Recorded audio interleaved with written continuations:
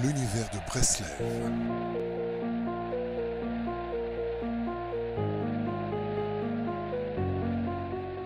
Pour les petites et grandes oreilles.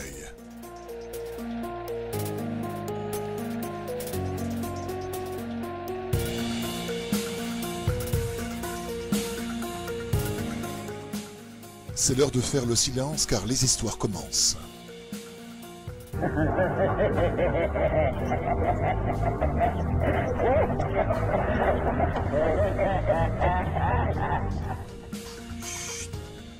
Vous êtes invités dans l'univers Breslev pour le plaisir d'écouter des histoires.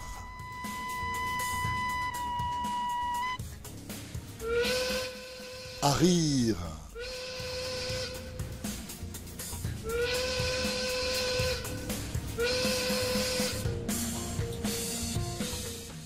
S'étonner. S'émerveiller ou rêver. À écouter sans modération pour le plus grand plaisir de vos oreilles.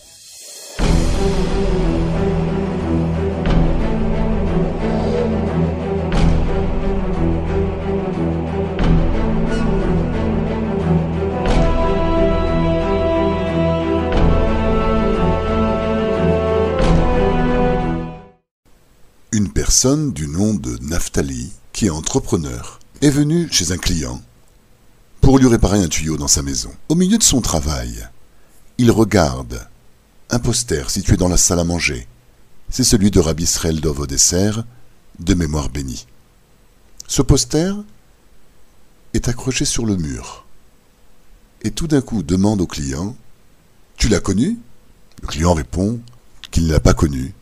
Et il lui dit tout d'un coup « Mais moi j'ai une histoire à te raconter, je l'ai rencontré une fois dans ma vie. J'ai une histoire avec lui. » Voici le récit.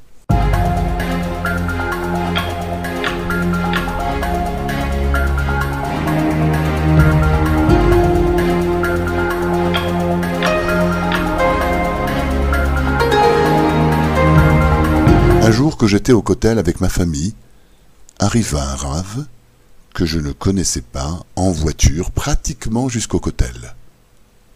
À un moment, j'ai cherché mon fils de 4 ans sans le trouver.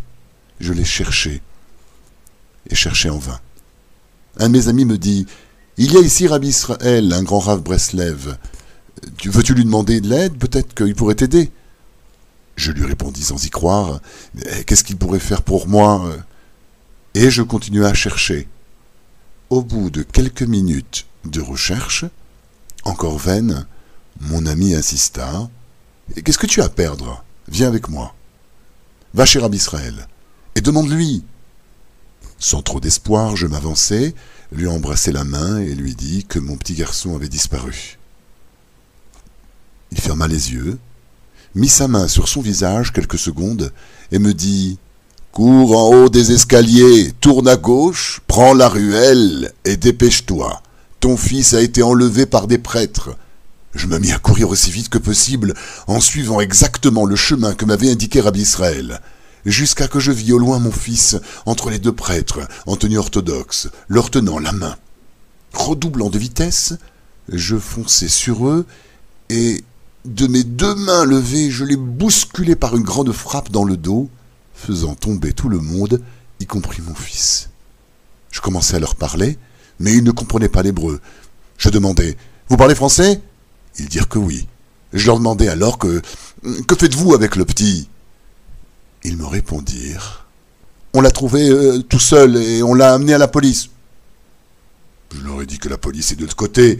Ils étaient juste à l'angle de l'entrée de leur lieu de culte. Mais que j'appelle maintenant, moi je vais l'appeler la police pour vous, moi. Ils arrivèrent en peu de temps et les interrogèrent. Ils se mirent à balbutier, puis à pleurer et à demander pardon. Je ne sais pas ce qui leur est arrivé. Il s'est avéré que ces gens volaient des enfants juifs pour les envoyer en Chutz Laaretz et les vendre. Mais je récupérai mon fils. Quelques jours après, je revis Rabbi Israël par hasard à un mariage, et j'allais le remercier d'avoir récupéré mon fils. Il me dit alors « Tout celui qui s'occupe d'une mitzvah ne sera jamais endommagé. Toi, tu es venu au kotel proprié, et l'Éternel a secouru ton fils. Ce sont les 2 seules fois où j'ai rencontré Rabbi Israël, et j'ai appris peu de temps après qu'il était parti de ce monde.